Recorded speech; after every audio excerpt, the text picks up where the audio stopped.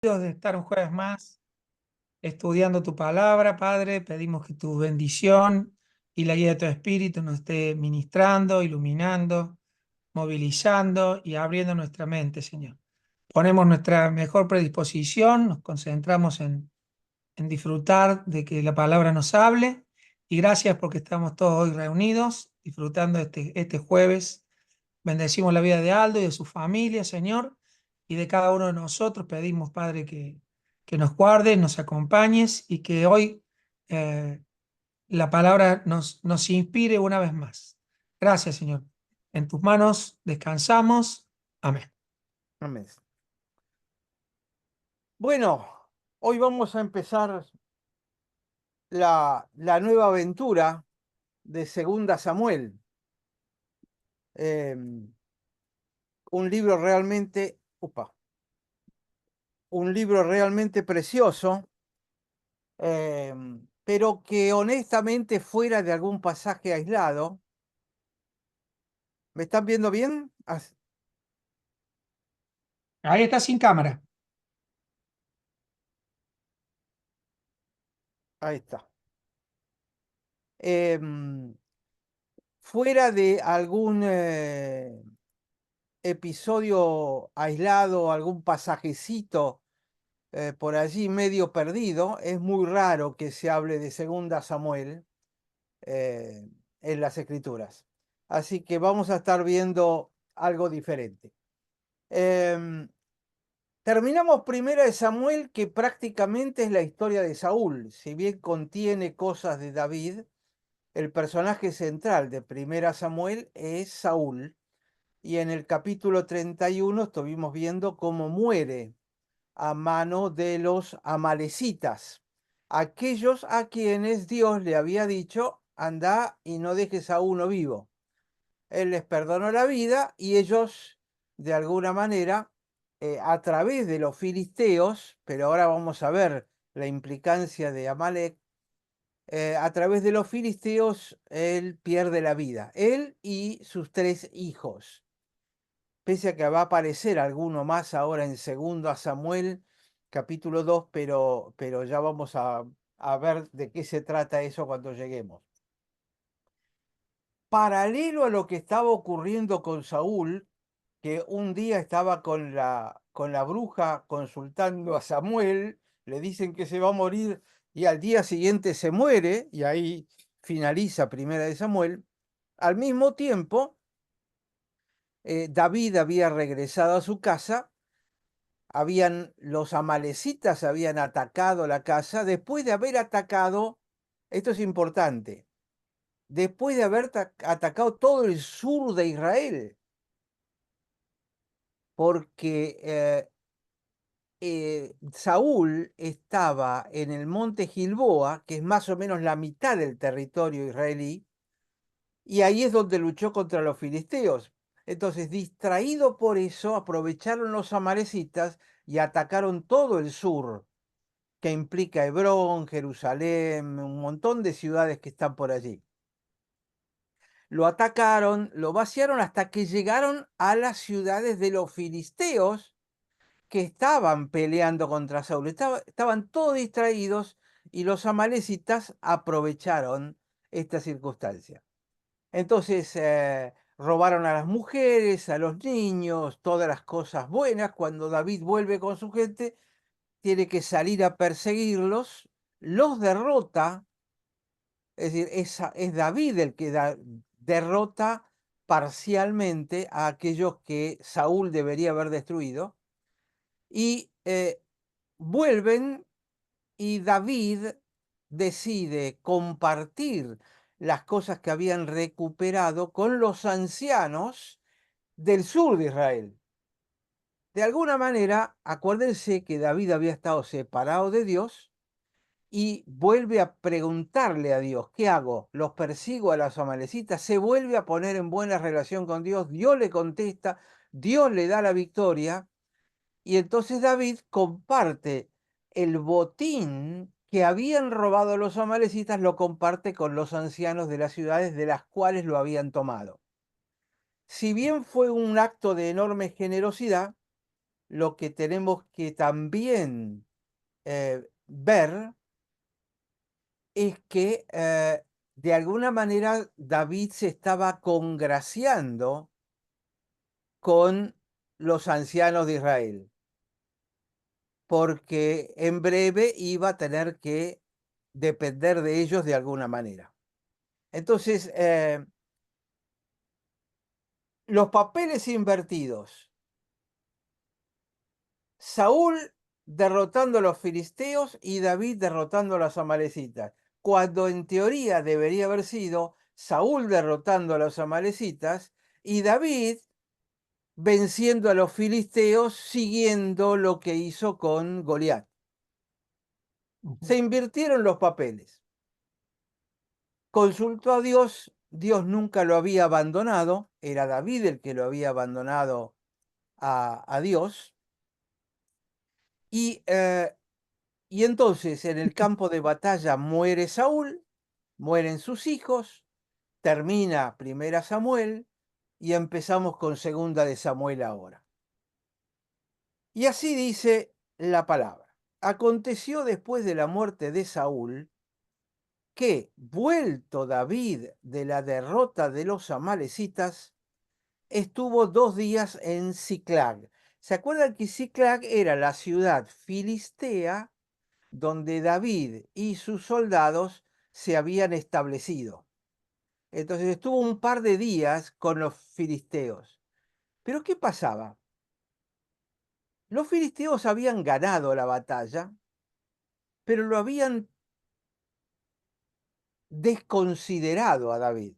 Habían dicho, vos con nosotros no.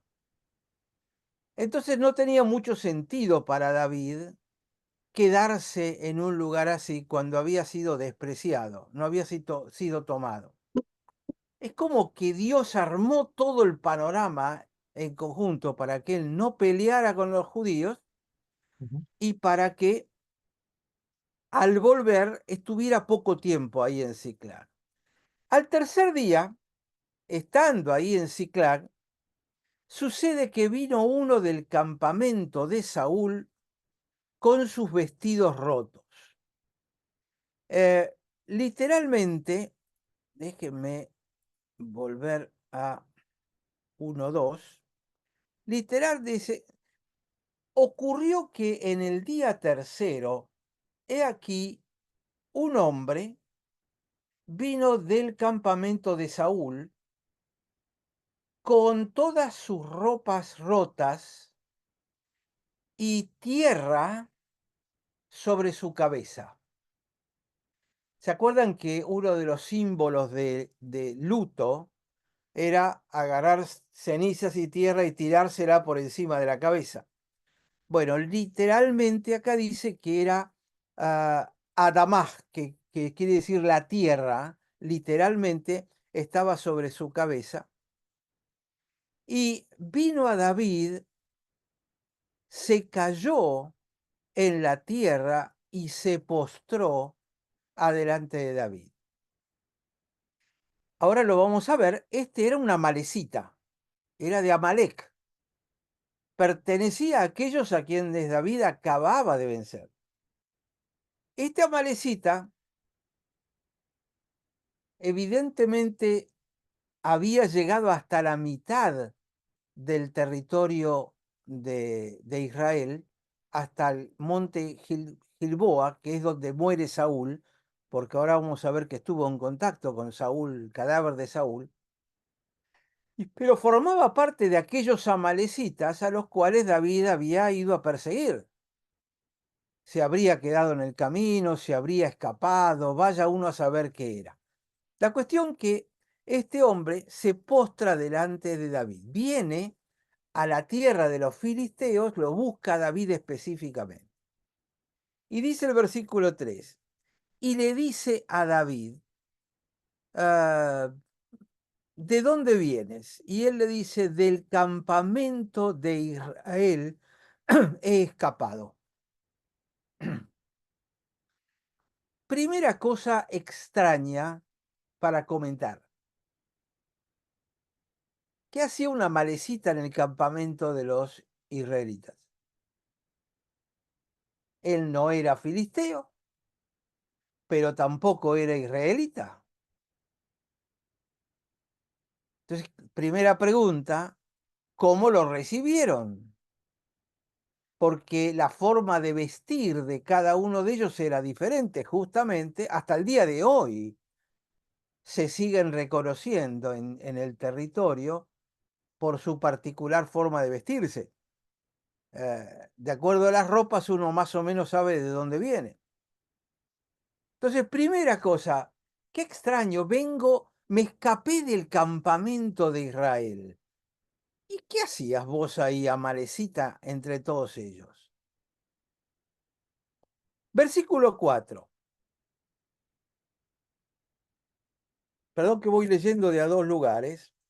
Dice, y David le dijo, eh, ¿cuál es tu reporte para que me cuentes a mí?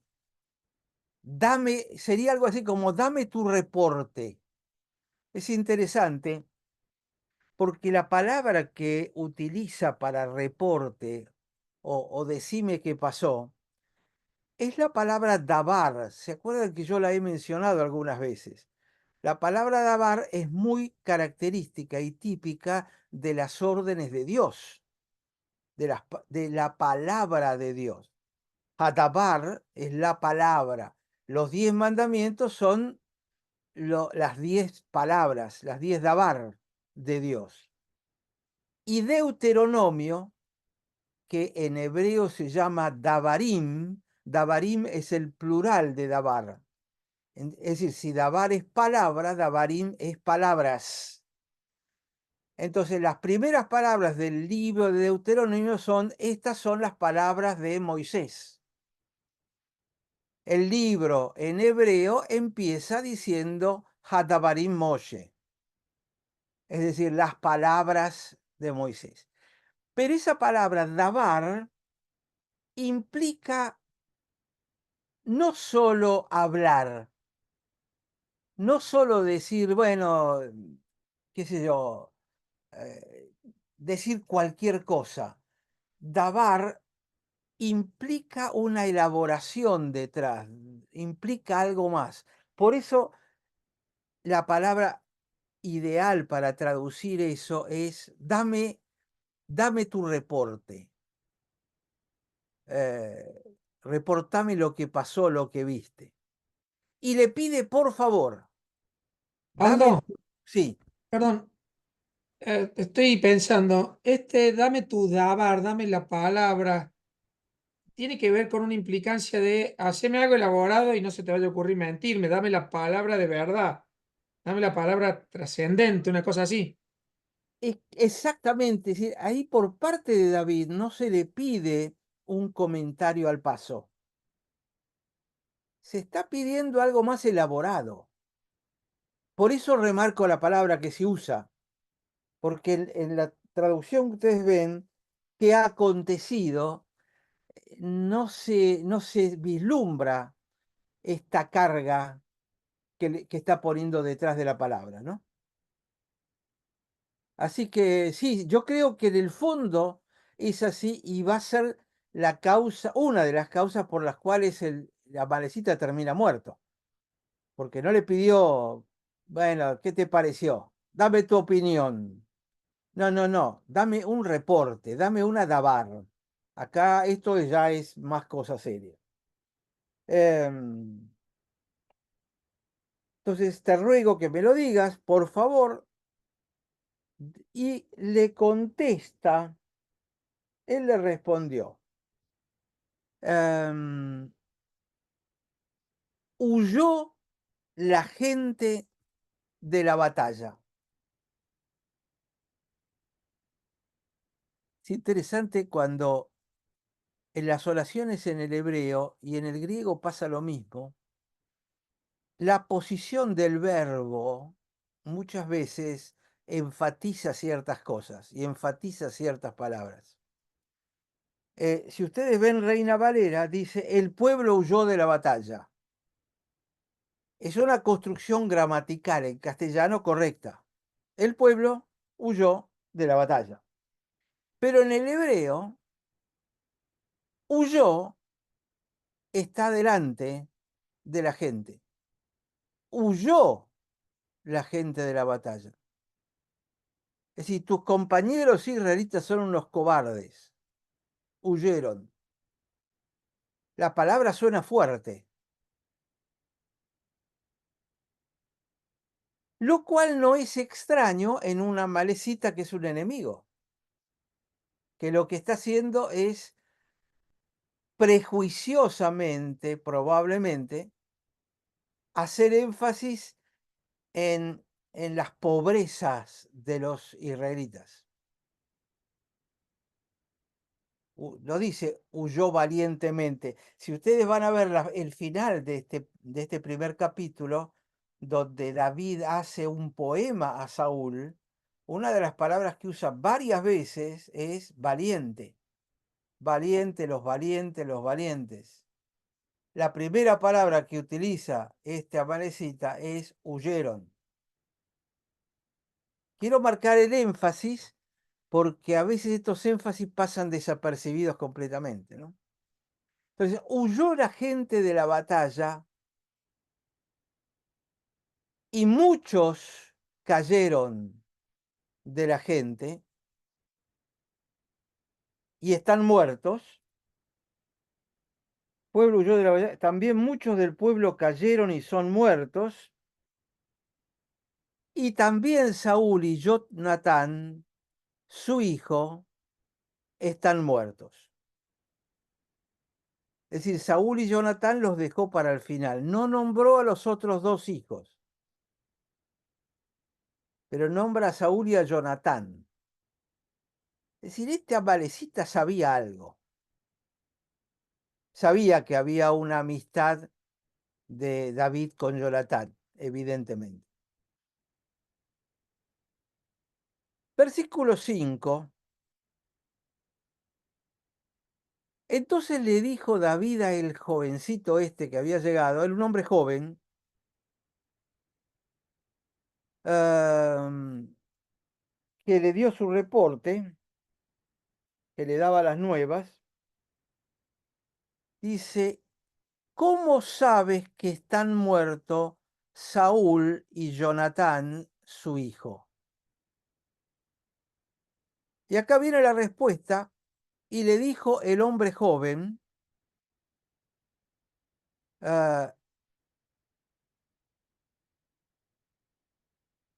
y dijo el hombre que le contó a él que, y acá hay dos palabras que en hebreo tienen exactamente la misma raíz. ¿Cómo se traduce? Casualmente vine al monte de Gilboa. ¿Y cómo lo traduzco esto? A ver, esperen, a ver si me ayuda.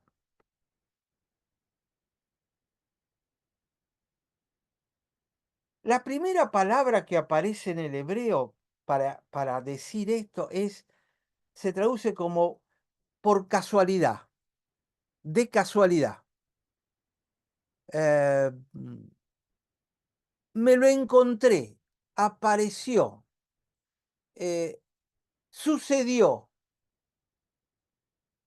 pero se repite dos veces, así que me encontré y sucedió que encontré.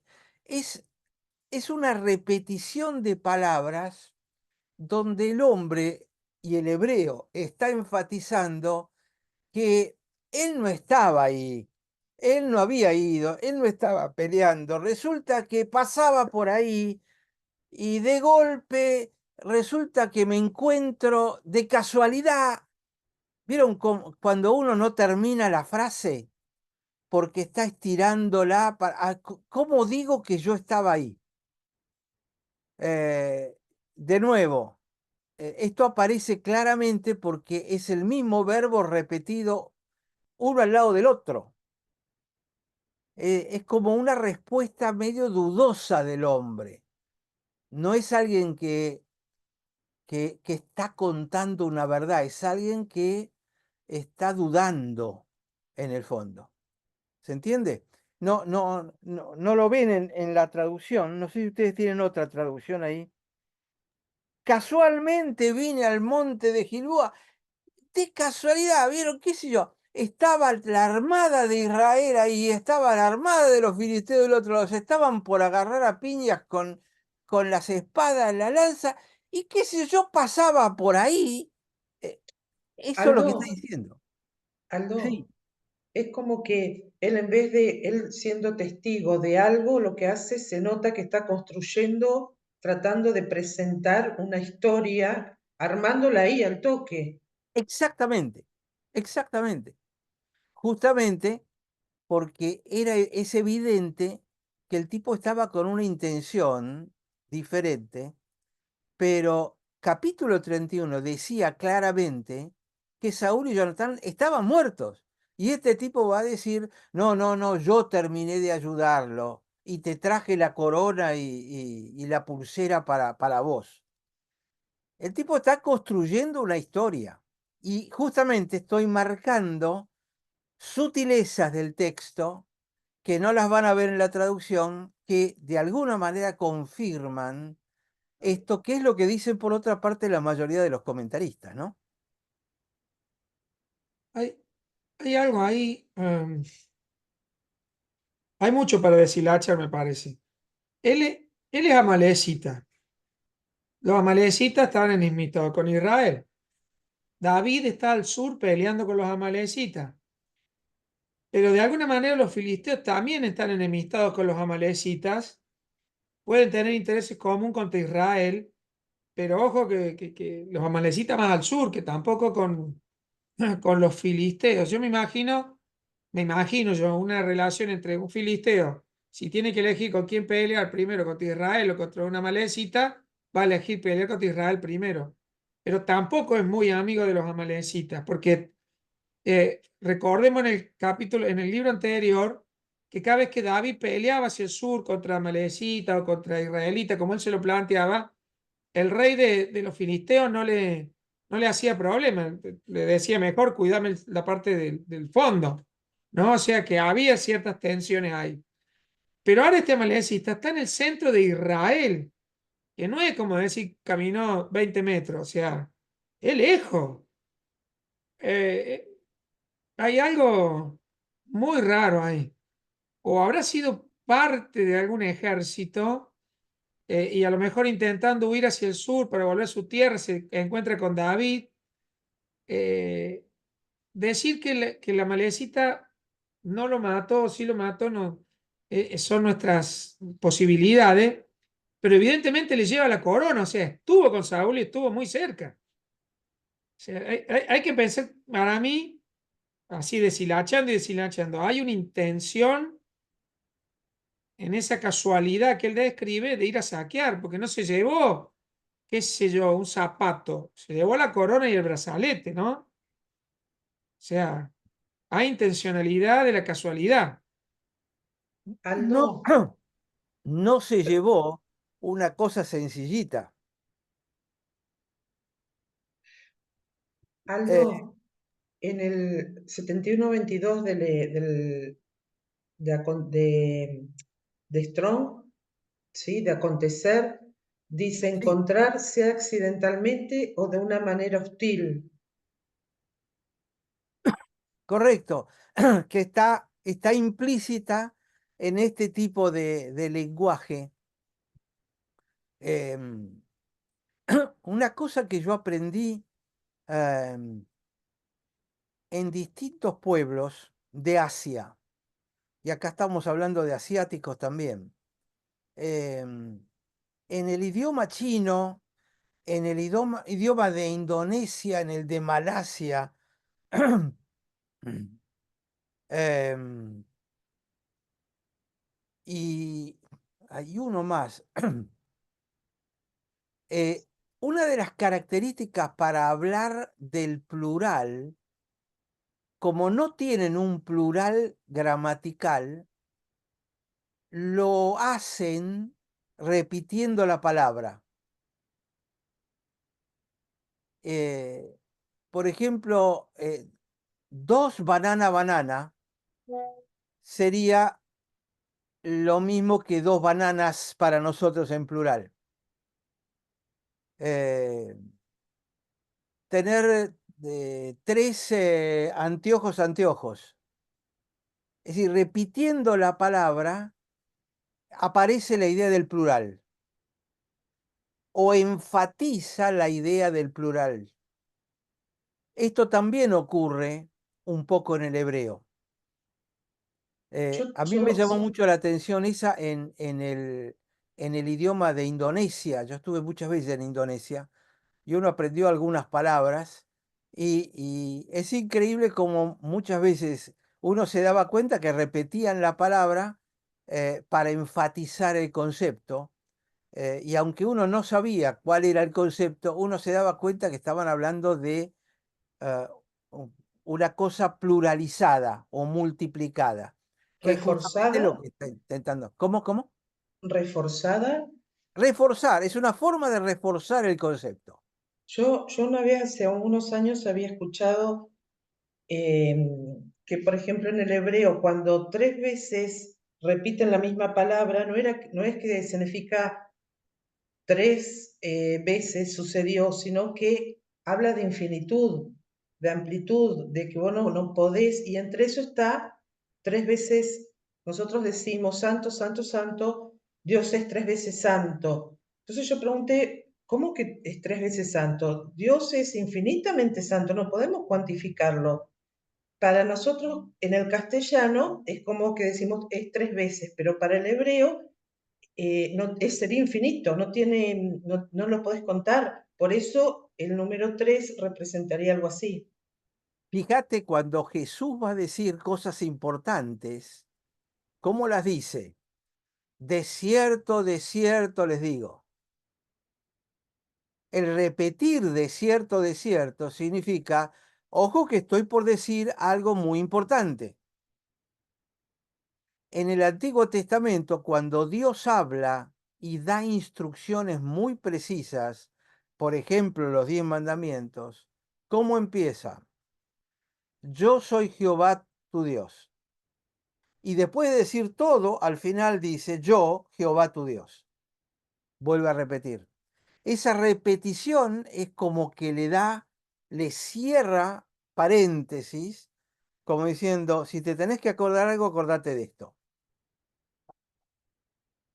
Así que se dan cuenta que es una costumbre de la zona, ¿no? Y de la cultura. Porque nosotros tenemos la palabra bueno, buenísimo, santo, santísimo, y ellos no tienen esa palabra ísimo en Sí, hebreo.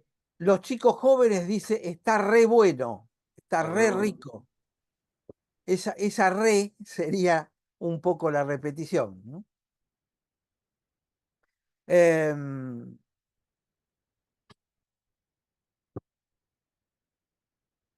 entonces,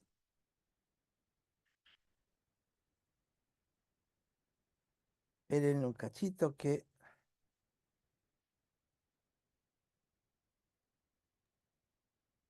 Aldo, Sí, en Córdoba, ¿sabes cómo dicen? Estas ¿cómo? ricas son. ¿Está qué? Ricas sononon. Ah, Así. ricas son. No. Claro, Bien en Córdoba. de alguna manera hay que enfatizar algún concepto, ¿no es cierto? De esa manera. Em,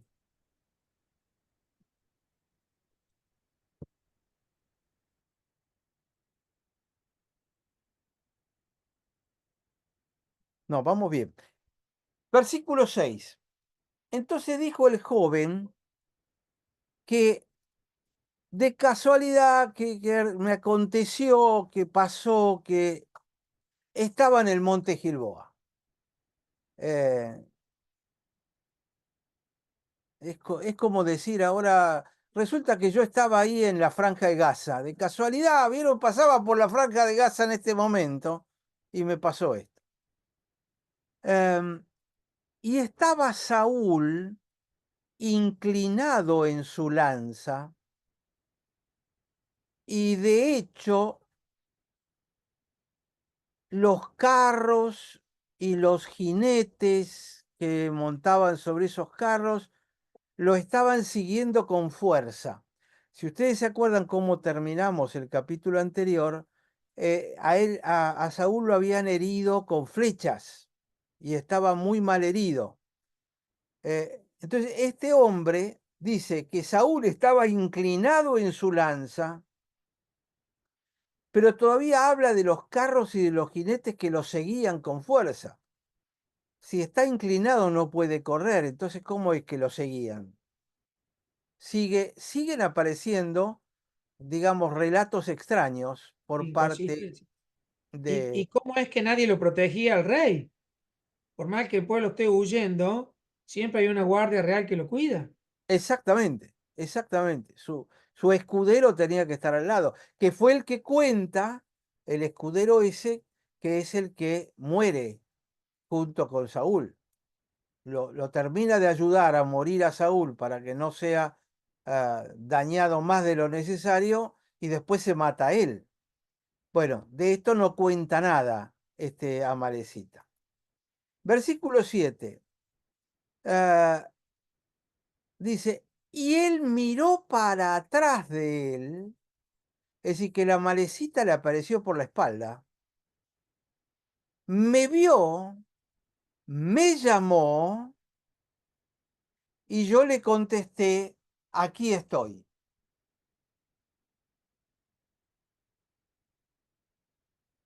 1:8. Y me dijo, ¿quién eres?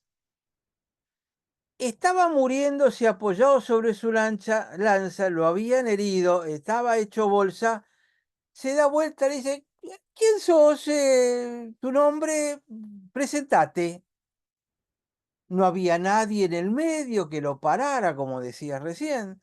Es decir, toda la historia suena realmente muy bizarra, ¿no es cierto? ¿Quién sos?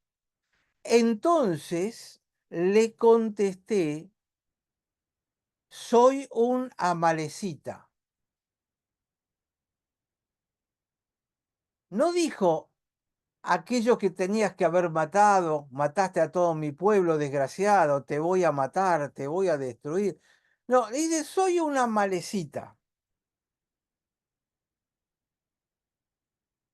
Y entonces él me dijo, apóyate, por favor, sobre mí, por favor,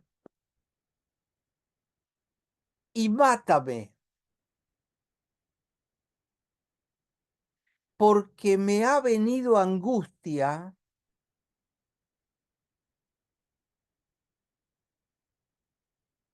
La angustia es la angustia de muerte, ¿no? Porque estoy con angustia de muerte, pero todavía toda mi vida está dentro de mí.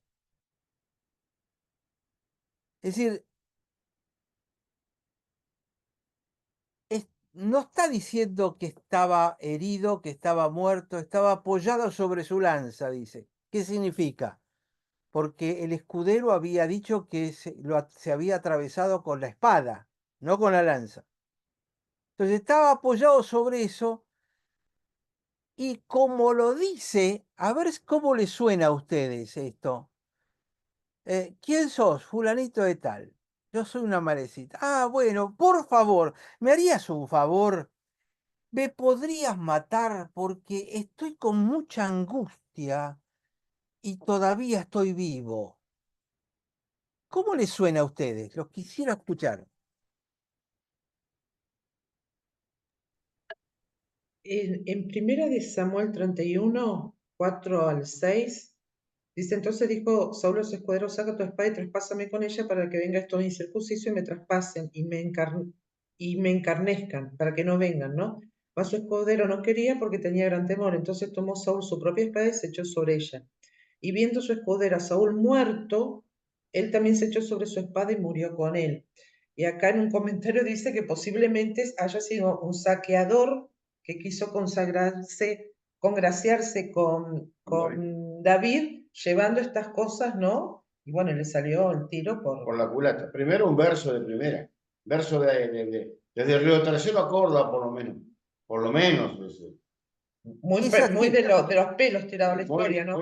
Yo calculo, yo pienso Sí. que David se dio cuenta al toque cuando le tiró un par de preguntas así y empezó con el que yo soy, Y además me malicita. contestó y me dijo y te dije O sea que estaba y te muerto. pedí, ya estaba muerto.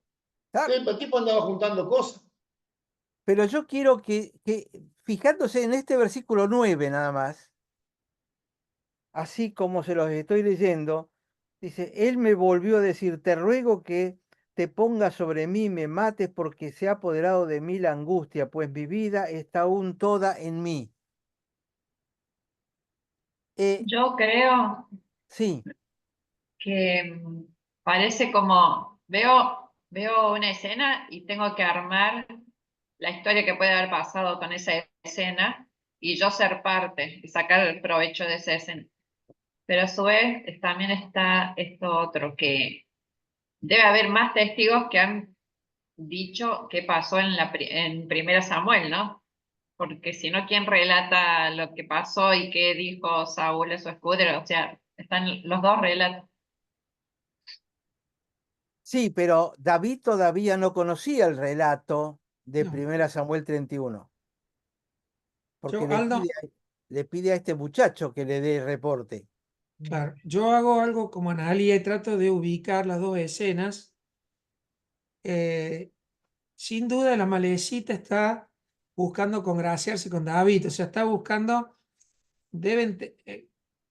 dejó para el último lo de Jonathan, sabía, y no mencionó al otro hermano, conocía algo, o sea, por alguna cercanía estaba. No era fácil que estuviera en el centro de Israel si no tenía, o no era un esclavo de alguien, o no era un algo, o sea, algo tiene que haber sido. En el primer Samuel queda claro que Saúl está muerto junto con sus hijos, su escudero y todos sus varones. En primera Samuel dice que al otro día vinieron los filisteos, hicieron lo que hicieron con los cuerpos. O sea, esto de los carros a caballo puede haber sido el fragor de la batalla. Yo la verdad que no sé cómo peleaban, pero sí, lo que sí entiendo es que vos vas avanzando, vas matando gente y vas avanzando. No sé si en un momento te volvés, rematas todo y volvés a correr, vas corriendo a los que huyen. Para mí, Saúl y sus hijos, ya todo el mundo los dan por muertos, porque es lo que dice primera Samuel. Pero en segunda Samuel está este pequeño relato que pueden suceder dos cosas. Que sea solo un aprovechamiento de una historia que ya está terminada, o puede ser un paso fugaz de un tipo, porque dar por muerto a una persona que está herida con su espada o con su lanza, más allá de la contradicción, no es fácil de determinar. Está todo ensangrentado, está todo el mundo corriendo. El que vio y relató lo de primera de Samuel es alguien que ya se fue, que no se quedó si no hubiera hecho algo por su rey. Se fueron todos. A tal punto que nadie le quita la corona o lo despoja, o sea, ni el enemigo ni alguien propio. Y en ese instante aparece este tipo. eh, yo prediqué hace poco de esto, de la muerte de Saúl, y hablé de que una malecita lo define acá según segunda de Samuel, lo termina de matar, siendo que él no los había matado antes, o sea, lo que no destruyó antes lo destruye ahora. Y me parece que tiene un significado sólido que una malecita termine con la vida de Saúl, por todo lo que eso significa. Pero evidentemente no le quita eso cómo la malecita se presenta ante David. Supongamos que no lo mató, le ha robado. Ir a presentarse delante de David no tiene ningún sentido, excepto que esté perdido en el camino buscando lo suyo, se los topó de casualidad, porque romperse la ropa y echarse tierra es cuestión de segundos, no es una cosa que venía de luto desde el centro de Israel caminando hacia el fondo. O sea, Eso es sencillo. Entonces, lo que queda claro es que el tipo se presenta delante de David con toda una historia, quizás hasta muy pensada en todo el tiempo del camino. No la veo improvisada. Tiene pequeñas contradicciones, pero ni David ni él tienen primera de Samuel. O sea, no tienen ahí un escrito para estar cotejando. Perdón un segundito.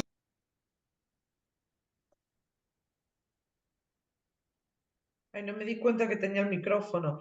Dijiste Ajá. historia y yo decía historieta. Y también dijiste, y decía que al tercer día se encontró con David después de la muerte de Saúl. Claro, porque está lejos. Sí. Está caminando mucho, pleno desierto. Sea época de verano el calor o invierno que hace frío, lo sé. Es camino, es camino. Y si vos te estás llevando la corona del rey y su brazalete, la tenés que llevar escondida, o sea, no está expuesto. Habrá caminado de noche, habrá conocido o no la ruta. Evidentemente está yendo donde pueda estar él protegido. Es una especie de saqueador. Y Mm. yo hago este pensamiento. Si verdaderamente Saúl todavía estaba vivo y le querés robar la corona, mátalo y te la llevas. Si no, eh, si no hay nadie, porque realmente si Ah, hubiera habido alguien, alguien lo tendría que haber defendido a Saúl. Era la lealtad al rey. Y bueno, y los demás, evidentemente, que los carros estén correteando por ahí, es parte de la batalla. Saúl, también ya vencidos por los filisteos, también estaba huyendo, ¿no? O sea, no es que estaba en el valle, en el centro de la batalla, estaban escondidos, el rey siempre estaba protegido. Eh, bueno, hay mucho ahí para pensar y pulir. Pero a Yo, mí la historia me cierra muy bien que la malecita lo termine de matar. Eh, Me suena que no lo nombra nunca al escudero. Eh, si no hubiera dicho estaba muerto Jonatán, su escudero, todos los valientes, él solo habla de Saúl y de Jonatán. Eh, pensaba que posiblemente era un saqueador, se llevaba estas cosas, se encuentra, estaba disparando, estaba escapando, se encuentra con la gente, con los hebreos y inventa esto, pero en realidad en qué momento se tira todo, se tira Era porque como dice Solís, ¿Cuánto vos demorarías en romper tu ropa y echarte tierra en la cabeza? meterte tierra en la cabeza, son 3 minutos. Te tropezás y te vos tropezás. estás viendo ya que viene, entonces vos haces Pero, a ver, el y tema es ahí que el tipo, como yo estoy casi seguro que como decía Solís, saqueador, y entró a disparar con la corona del rey, el brazalete, para hacer botín de guerra, y se y se encuentra engancha con el en vez ejército. de encontrarse con su gente, que había ido a pelear David contra ellos, se encuentra con David. Ah, ¿y ahora qué hacemos acá? Bueno, ¿cómo zafo? ¿Cómo zafo? Y zafo inventándome una historia para poder zafar la vida. Y bueno, no zafó. No, eso sí que no zafó. Conociendo un poco las rutas en Israel, eh, hay montañas muy altas en medio del desierto o caminar a desierto abierto. Por eso era tan peligroso los caminos antes, ¿no es cierto? Porque te salían de atrás de las montañas y te robaban. Entonces no, el tipo no tiene mucho para escapar. Se está llevando un botín muy importante, una corona y un brazalete de oro. Es mucha plata en sí, tiene mucho valor, pero además tiene todo un valor simbólico, la corona del rey. Si hablamos que llevarse la cabeza del rey tenía todo un símbolo, imagínate la corona del rey, todo lo que significaba, eh, digamos, como trofeo, pero además era una corona de oro, la corona del rey y su brazalete, o sea, era mucha plata. El tipo además de ahí está huyendo de cualquier otro saqueador que debe haber habido miles en el camino. Eh, y para mí se cruza con David y no debe tener en claro que David viene de derrotar a los amalecitas, o si tienen claro que eso acaba de suceder, la única opción que le queda es congraciarse. Che, David, te vengo a traer la corona. ya está en juego su vida, no el botín. No, con David es todo evidentemente una artimaña. Y para mí David se lo huele, porque si le dice esto del Dávar, que para mí es nuevo, decime, contame detalladamente este relato, la verdad. Y David viene, imagínense David con todo su ejército, que acaban de vencer a Malecita, que los han saqueado hace muy poco tiempo. Han matado gente seguramente, no solo se los llevaron, han prendido fuego todos sus lugares. Entonces, no era gracioso encontrarse con una Malecita. Ya el tipo estaba condenado a morir de arranque y la excusa. La situación de que mató al rey es perfecta. Me parece que le sale mal la coartada. Si él en su relato ni siquiera dice que lo mató Saúl, él hubiera dicho, lo vi muerto y quise honrarte y saqué su corona para traértela, oh rey. La fama de David era grande, era conocido. Lo hubiera matado igual David porque era malecita, o sea, no, ya no tenía escapatoria este hombre. Inventa la historia para congraciarse. No va a quedar en el tintero si realmente le dio el golpe final a Saúl o le da o ya estaba muerto. Yo cuando preparé el otro día, hace ya un par de meses, el mensaje sobre Saúl, donde estudio en uno de los comentarios la muerte de Saúl, la mano de la malecita, el comentarista decía que eh, los amalecitas siempre significaron la carne espiritualmente, ese era su comentario. Identificaba a Saúl como el rey de la carne, que es lo que hemos venido viendo, el rey del pueblo, el rey que... Entonces, el comentario finalizaba diciendo, lo que Saúl no pudo matar a los amalecitas, no los destruyó, no obedeció, en realidad no mató a su propia carne y su propia carne le termina llevando la vida y su corona. Y a mí me parece muy real esta posibilidad. No descartaría que la malecita verdaderamente lo mató, y si no lo mató, evidentemente aprovechó la situación. Aldo empezó diciendo que de alguna manera los amalecitas con los filisteos perseguían el mismo destino, que era pelearse con Israel, no hay duda de eso. Entonces, sea que lo terminó matando uno, se mató solo, o el otro, la historia es que la malecita lo saqueó, le llevó la corona. Que a esta altura del partido era lo único que le quedaba de valor a Saúl, ya no le queda nada. No siendo más rey, ya no es, no sea nada. Ya no, ya ha perdido todo. Ha perdido su espiritualidad, ha perdido su relación con Dios, ha perdido su liderazgo, o sea, está nada, Bueno, todo ya. disculpen que interrumpí, pero estaba esperando el llamado este telefónico, no esperaba que fuera a esta hora. Mira, si uno lee la muerte en Primera Samuel 31, yo creo que no hay ninguna duda de que ese es el relato verdadero, porque ahí había testigos. Sería muy raro, pero además no terminamos todavía de analizar todo este pasaje para poder entrar en conclusiones si lo de la malecita es real o no. Por eso es que quiero detenerme en algunas cositas como les estoy tratando de marcar, y por eso les decía, ¿qué ven en este versículo 9? Porque nos fuimos a ver si la malecita lo mató o no lo mató. El versículo 9, solamente versículo 9, el amalecita dice algo, y ese algo está en relación con algo que acaba de decir recién, y que se los estoy tirando para que lo busquen. ¿Qué incongruencia ven ahí? ¿Qué está diciendo entre líneas el amalecita?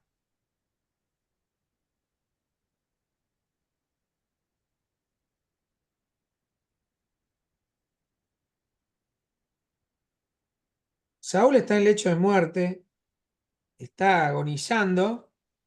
No, ¿Cómo, Aldo? fíjate, fíjate que no dice eso. En el versículo anterior, en el 8, Sí. no dice que estaba muriendo. En el versículo 7 dice, él miró para atrás, o si querés en el 6, a ver, él estaba apoyado sobre su lanza. ¿Tenés algún detalle más de qué significa apoyado sobre su lanza? Sí, apoyado es soportándose, apoyándose, confiando. Imagínense que yo estoy muy cansado, muy flojo, de rodillas con mi lanza y tengo mi lanza agarrada en el costado y me estoy apoyando. Puede ser perfectamente bien, no quiere decir que yo estoy tirado Malherido, arriba de la lanza. Ah, malherido. Él estaba malherido, estaba todavía con, dice que tenía angustia, que le cayó tinieblas sobre sí y que estaba vivo, porque decía, todavía hay vida. Y fíjate que le dice joven, em, a ver, en el, no, el Pero también 7. en Primera de Crónicas 10, Me ¿sí? vio y me dijo, muchacho, y yo le contesté, aquí estoy. Entonces él me dice, ¿quién eres? Oh, ¿quién eres? Estoy herido de muerte, me estoy muriendo. ¿Quién eres? ¿A vos te parece que puede andar con esas? ¿Qué me ujú. interesa quién es? Yo le contesté, soy una malecita. Y no se asustó Saúl, ¿no? La reacción, el cuento de la reacción es muy rara. Y ahí llegamos al 9. Porque Sin él se lo decir está contando a nada. David. Se está ¿Eh? congraciando con David. No le puede decir que lo mató para saquearlo. No, eso por supuesto. ¿Mm? Pero el amalecita está diciendo algo más. Estoy analizando las palabras de la amalecita para que nos demos cuenta que la amalecita es un mentiroso. Está inventando toda esta historia. En Primera de Crónicas 10, 7, que dice, el 6 dice, así murieron Saúl y sus 13 hijos y toda su casa murió juntamente con él, que habla sobre el escudero que se mató. Dice el 7, y viendo todos los de Israel que habitaban en el valle que habían huido, y viendo todos los de Israel que habitaban en el valle que habían huido y que Saúl y sus hijos eran muertos, dejaron sus ciudades, huyeron y vinieron a los filisteos y habitaron en ellas. No sabemos el tiempo, pero dice que el encuentro de este amalecita con David fue 3 días después. No puede ser que un mensajero le haya dicho que Saúl ya estaba muerto, sus hijos también, y vino este luego y bueno, y presentó esta historieta. Primero, ¿qué hacía él ahí? Es difícil de entenderlo. Segundo, es evidente que llega después que terminó la batalla. Están todos tirados en el campo muertos. Este tipo fue a saquear y se lo encontró a Saúl y le roba las cosas más valiosas que le encontró. Pero además, el amalecita, yo se los mostré en un versículo anterior, eh, en el versículo, espera, eh,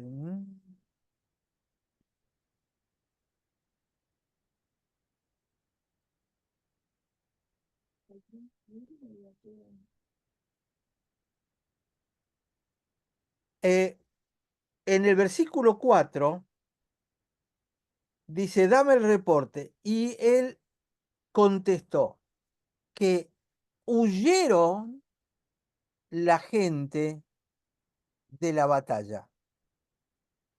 Los israelitas son unos cobardes. Lo primero que dice es que los israelitas huyeron de la batalla, antes que contar cualquier otra cosa.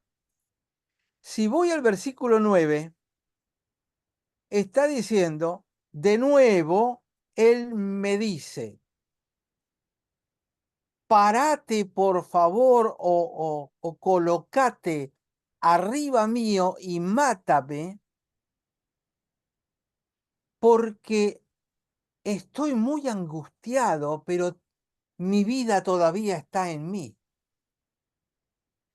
Lo que este tipo está diciendo es, Saúl estaba muerto de miedo y me pidió que lo mate porque no aguantaba más el miedo que tenía. Así como el pueblo huyó antes que nada, este era tu rey, que era otro cobarde, que estaba muerto de miedo y por eso me pidió que me apoye arriba de él y lo mate. El amalecita estaba diciendo que los israelitas eran unos cobardes. Por eso yo le decía, miren este versículo 9, miren las palabras de lo que él dice, porque se ha apoderado de mí la angustia, pues mi vida está aún toda en mí. Estaba recontra vivo, pero muerto de miedo. Mátame, rápido, no puedo aguantar esperar a que me maten otros. Es decir, este amalecita evidentemente tiene el mismo prejuicio de siempre con respecto a los israelitas. No es un hombre que estaba a favor de los israelitas, estaba luchando, ayudando, era parte o era un... No, este era un chorro que se robó esto y en esos 3 días probablemente se enteró cuando iba a volver con su gente los amalecitas que David los había hecho bolsa, los había matado, los había perseguido, les había sacado todo y que si ahora lo llegaba a agarrar a él, que también era amalecita, no iba a durar demasiado. Entonces, ¿qué dijo? Y conseguí esto, vamos a ver si lo invierto, le caigo bien a David y por ahí me congracio con él y no me mata y puedo sacar algún rédito de toda la cosa. Por eso David lo mata. Por mentiroso y por la intención del corazón de la malecita. También el amalecita puede haber tenido en claro que Saúl siempre lo quiso matar a David. Y también puede ser que usando esa Claro, historia arma este relato. claro. David tuvo que irse de Israel. ¿Por qué? Porque Saúl lo quería matar. Eso era público. Ujú. Está bien que no había todavía televisión, pero todo el mundo lo sabía. Entonces, está diciendo, este cobarde tenía toda la vida en él, pero estaba muerto de miedo. La palabra justamente que utiliza es, estoy en agonía, en angustia, estoy con una enorme duda. Esa es la palabra, estoy con angustia. Pero toda mi vida está en mí. Y recalco la palabra toda. ¿Está eso ahí en el 9? Pues mi vida está aún toda en mí. Esa palabra toda está específicamente en esa oración. Y el versículo 10 dice, entonces yo me paré sobre él y lo maté. Yo maté a tu enemigo, yo maté al que te perseguía. Mirá qué bueno que soy. Y acá estoy, adelante tuyo. ¿Por qué? Porque estaba seguro que no viviría después de haber caído.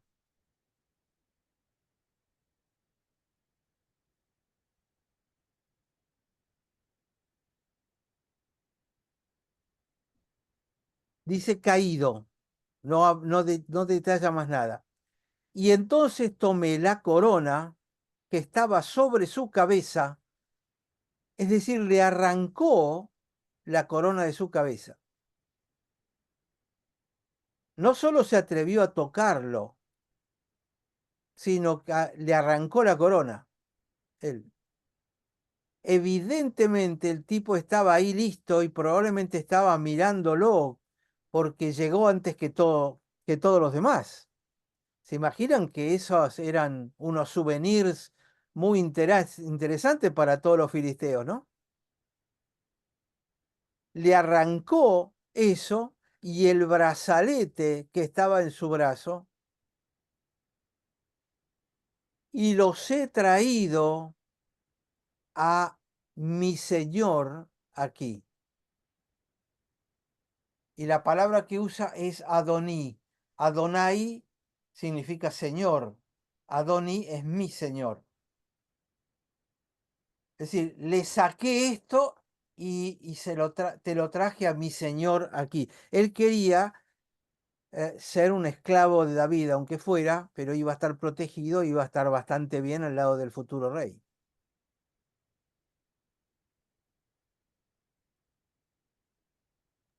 Yo creo que también dedujo de que humanamente David iba a estar contento de por fin sacarse de encima a Saúl que lo perseguía, pero digamos, obviamente no lo conocía bien como, como hubiera pensado, porque así como los guerreros decían, ahí te lo puso el Señor en tus manos, lo tienes ahí para matarlo y no levantaré mi mano contra mi Señor, es como que obviamente no lo conocía a David, nunca había escuchado eso y por lógica habrá dicho lo quiere destruir para poder ser rey por fin.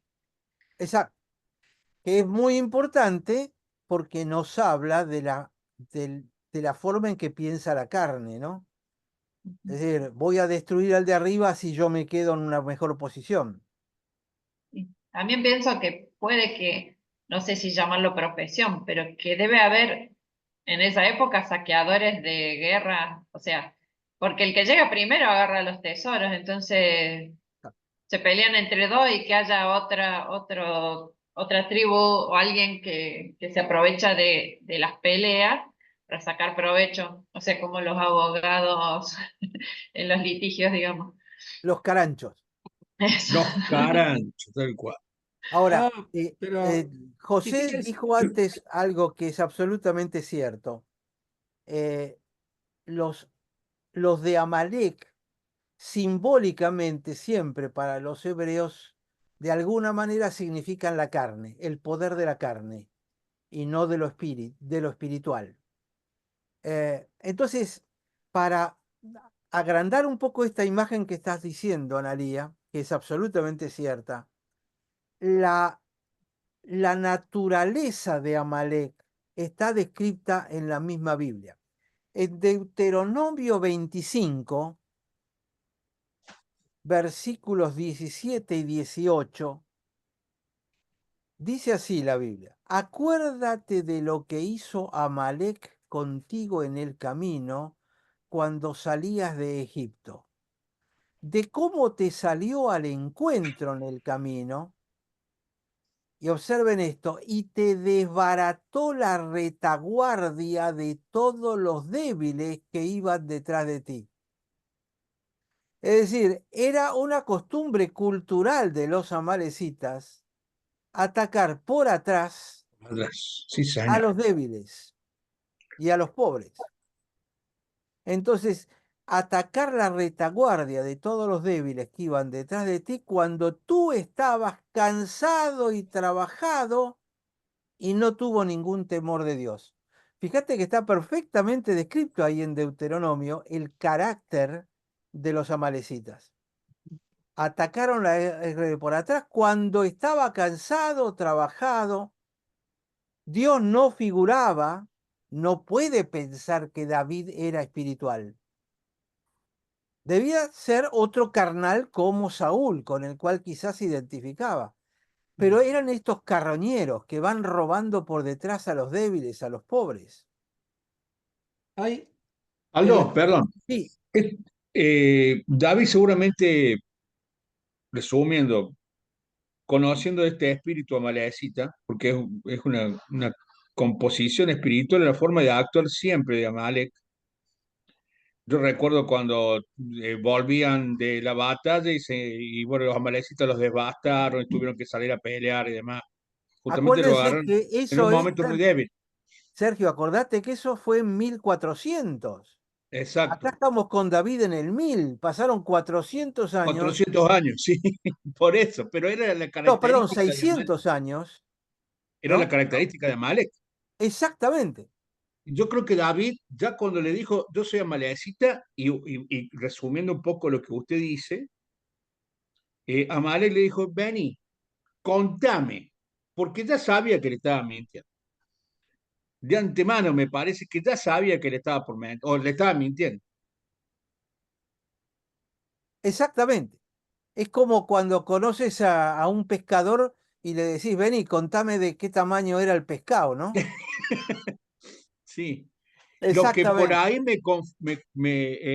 en el relato de la malecita es que David era como que Saúl le estaba pidiendo mátame porque yo me voy a suicidar, una cosa media rara, un relato muy tirado de los pelos. Pero viéndolo desde el punto de vista que con lo que usted dijo anteriormente, de la palabra, vení y contame, decime la verdad, no me cuentes un cuentito, decime el relato. Es rica, viéndolo desde ese punto de vista, es mucho más rico de lo que muchas veces escuchamos. Claro. Eh, Claro. Además, Y no fíjate que, será, ¿cómo? ay, perdón, pero digo, ¿no será que también el Señor le pidió a Saúl que no trajeran nada de Amalek cuando los destruyeron? Por algo, porque digamos, eran cosas que en realidad habían tomado de otro y como que termina, si no el pueblo contaminándose con cosas robadas. Claro. es una Además, cuestión, la batalla había sido hace 3 días y el tipo viene con tierra en la cabeza todavía. Es como que se la puso ahí a 200 metros sin que lo vieran arriba de la cabeza. qué interesante. Y les doy otro pasaje. En Éxodo, capítulo 17, dice el Señor, y dijo, por cuanto la mano de Amalek, 17:16, la mano de Amalek se levantó contra el trono de Jehová. Fíjate que no se levantó contra Israel, se levantó contra el trono de Jehová. Jehová tendrá guerra con Amalek de generación en generación. La sigue teniendo hasta ahora con Hamás. En Éxodo 17:11, y sucedía que cuando alzaba Moisés su mano, Israel prevalecía, cuando él bajaba la mano, prevalecía Amalek. ¿Se acuerdan? Con Aarón y, y Ujú. Ur, creo que era, No, ¿no? Del otro Sí. lado, sí, sosteniéndole los brazos, Sí, sí, Aarón y Ur. pero cuando las fuerzas flaqueaban, prevalecía Amalek, porque eran unos sinvergüenzas, eran guerrilleros desde entonces, se aprovechaban de la debilidad del otro. En cambio, cuando Moisés levantaba la vara, que significa Dios está al mando, Dios nos está dando fuerza, Israel prevalecía. Es todo un símbolo de todo esto. sí. 17:14 de Éxodo. Y Jehová le dijo a Moisés, escribe esto para memoria en un libro y di a Josué que raeré del todo la memoria de Amalek de debajo del cielo. Se lo dijo Moisés a Josué y al final lo tuvo que mandar a Saúl porque nadie lo había hecho y Saúl tampoco lo hizo. Y acá están las consecuencias, en el día de hoy incluso. Aldo, Sí, permíteme hacer una comparación o, o traerlo al siglo XXI esto. Siguiendo que Amalek, esta naturaleza en la carne, de devastación. ¿Has visto cuando un camión choca que viene cargado con mercadería? ¿Cómo la gente va casi con una naturaleza como si estuviera bien y lo desbastan, lo desbaratan el camión? A veces a mí me da mucha pena cuando veo que se da vuelta un camión con animales, cómo los carnean ahí en la calle, ¿no? Eh, y lo podemos justificar por hambre, como quieras. Pero esto es, es nuestra naturaleza humana. Y uno ve el camión caer y yo no sé si no estuviera parado al lado del camión y no sé, y no cae un paquete de galletitas o un alfajor que me gusten mucho, si no me lo como. Eh, Digo esto brutamente solo para decir que quizás, como dice un viejo refrán, la ocasión hace el ladrón. ¿Por qué digo esto? Porque en Córdoba, cuando fue hace como, ya no recuerdo, pero 15 años, el parate de la policía, algo parecido a lo que está pasando en Misiones, que se acuarteló la policía, acá hubo 2 días donde la gente se robaba, o sea, no es que había un 1% de la población que eran ladrones robando o saqueando al 99. Esto era todos contra todos. El relato es que el vecino que tenía una verdulería era saqueado por el que vivía al lado, al frente, al costado, todos armados unos contra otros. Entonces a mí me hace pensar mucho esto, es decir, una ocasión, una circunstancia, lo que fuera, no, delata la naturaleza todo el tiempo, delata lo que brota y quizás no hay una explicación. Es simplemente esa carne que nos sorprende a nosotros mismos, a decir, y a lo mejor 3 minutos después uno dice, ¿por qué? O cambio el ejemplo. Yo que soy por ahí que me enojo con facilidad, eh, 3 minutos después digo, ¿para qué me enojé por esto? No valía la pena, por decir algo, ¿no? Una forma de reaccionar. Entonces, me hace pensar mucho esto de la referencia entre Amalek y la carne. Es un Por eso ejemplo es que se de lo lucha contra. identifica con la carne. Cuando Pablo dice, miserable de mí, ¿quién me librará de este cuerpo de muerte? Y yo creo que de alguna manera como hebreo tiene que estar pensando en esto. Claro. Fíjate vos, Éxodo 17:13, que estamos ahí en esos versículos, dice, Josué deshizo a Amalek y a su pueblo a filo de espada. Pero se ve que no lo deshizo del todo. Es decir, Moisés no los pudo matar de todo, Josué tampoco, tuvieron que ir a Saúl tampoco. David fue, los venció, lo otro, y aparece una malecita más. Siempre aparece un cacho de carne atrás. Claro. Lo Esa es la digo así enseñanza. como para tomar conciencia de qué prisioneros estamos del hecho de la carne, por muy espiritual que uno se crea, ¿no es cierto?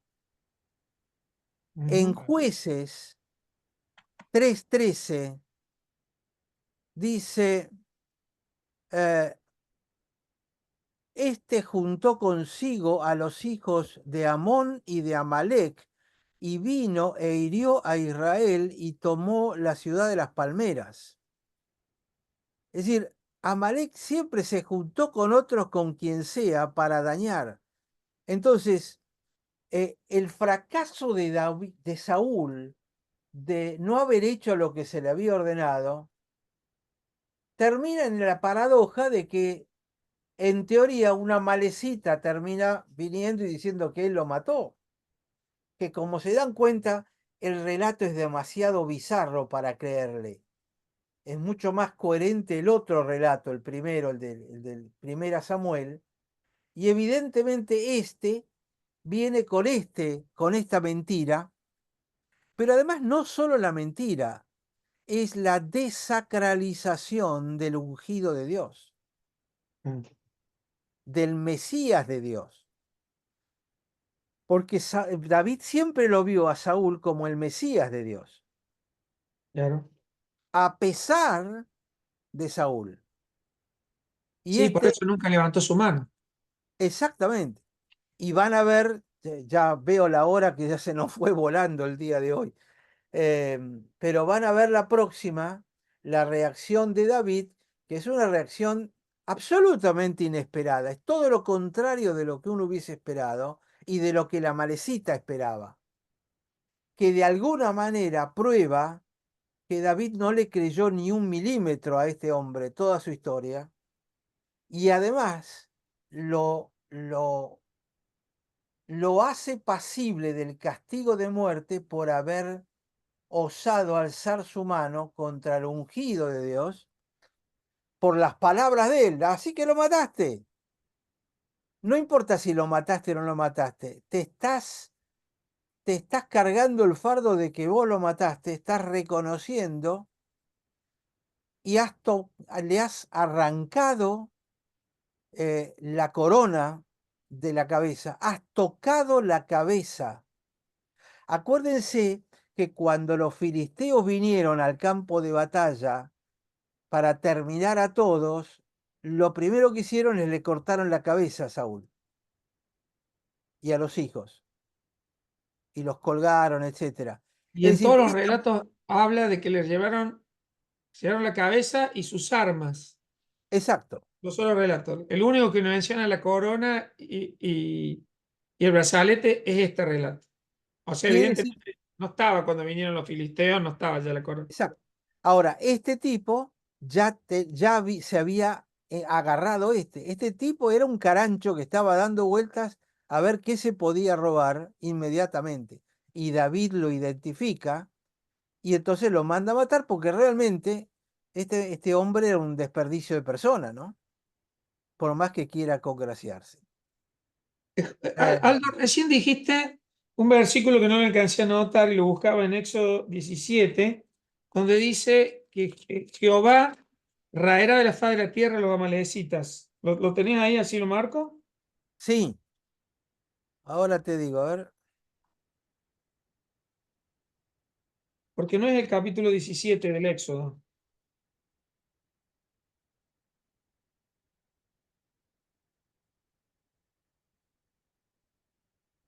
El 14, 17-14.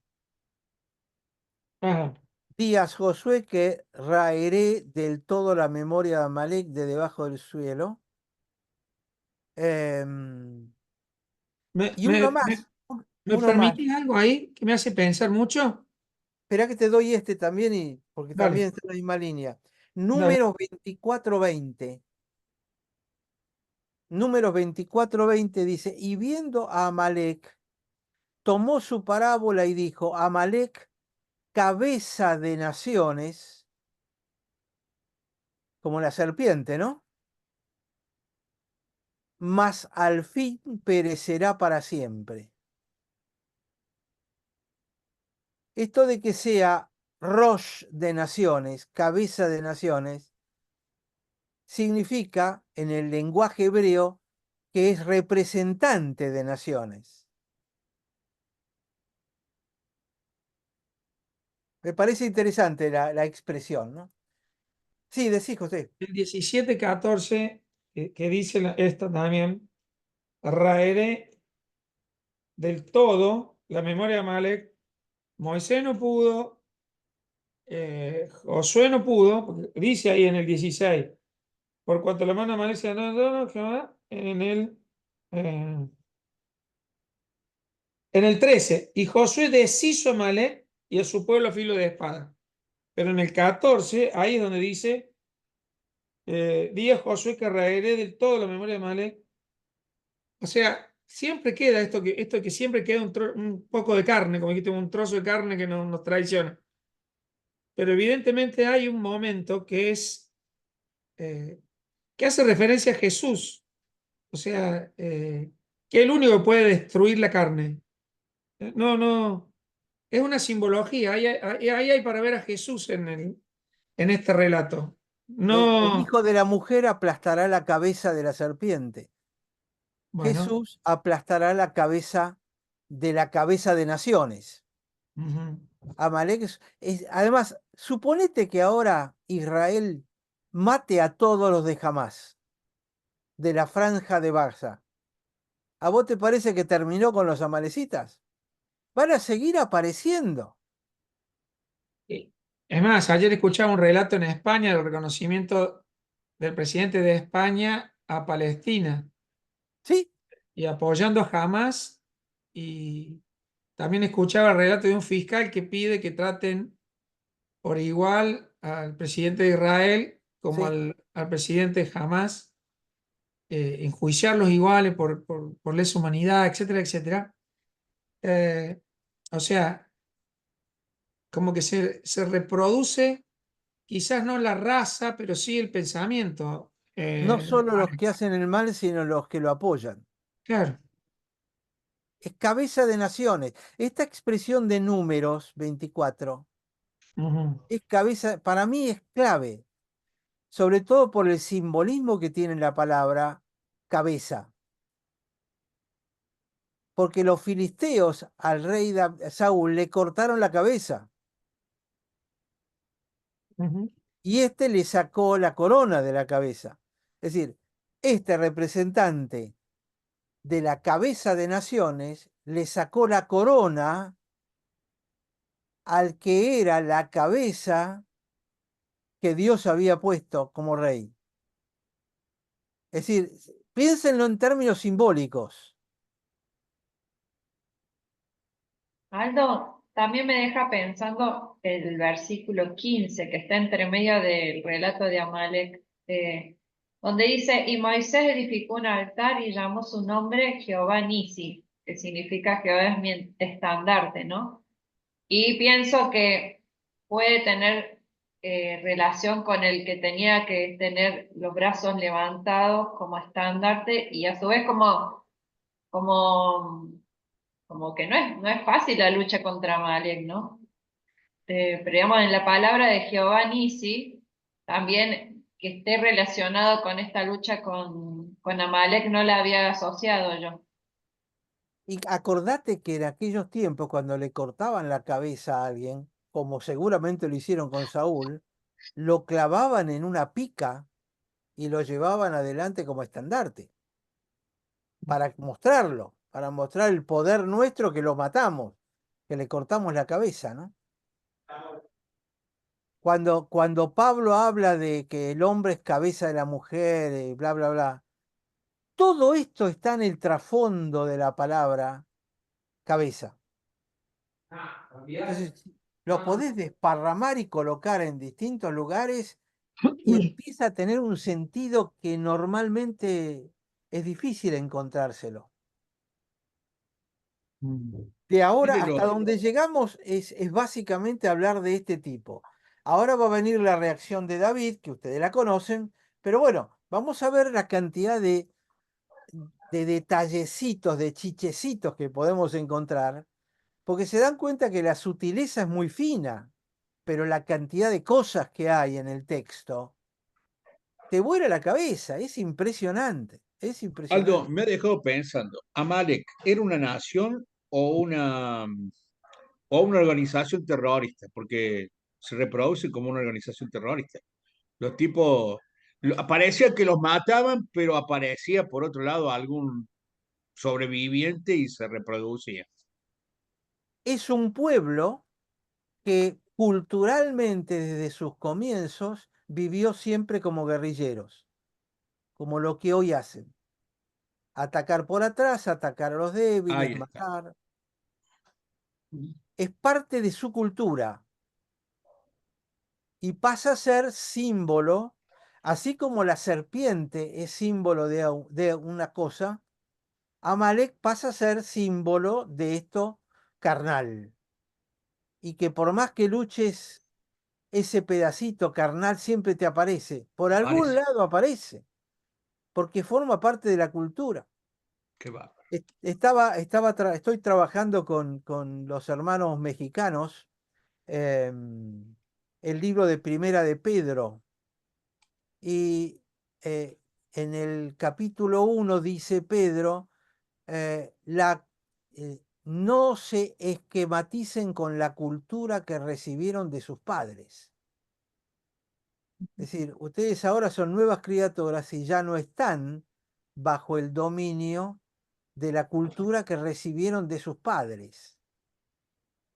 Es otro hebreo con el mismo concepto de los padres transmiten una cultura. Por eso a veces la maldad se transmite hasta la tercera y cuarta generación. Se transmite en forma cultural.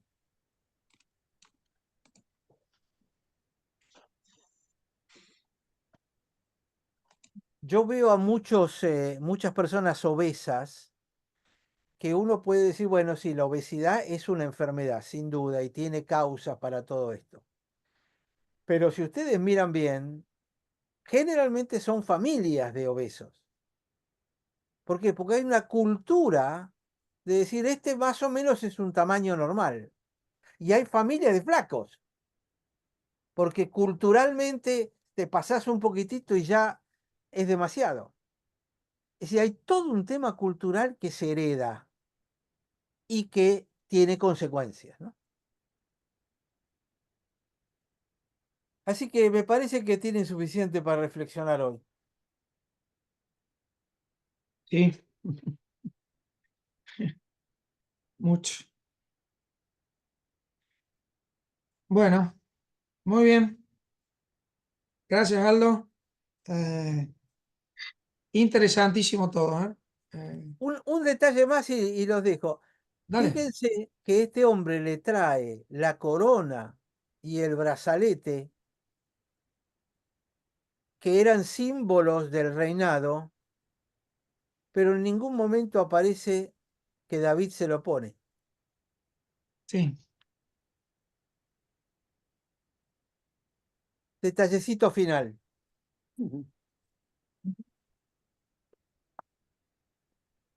Bueno, espero que sigan muy bien y que los trate bien el frío. Igual a usted, Muchas gracias. abrazo. Un Muchas beso gracias. grandote para todos. Fuerza, Omar, Bendiciones. arriba. Vamos, vamos, vamos. Vamos todavía. ¿Cómo está de la vista, Aldo?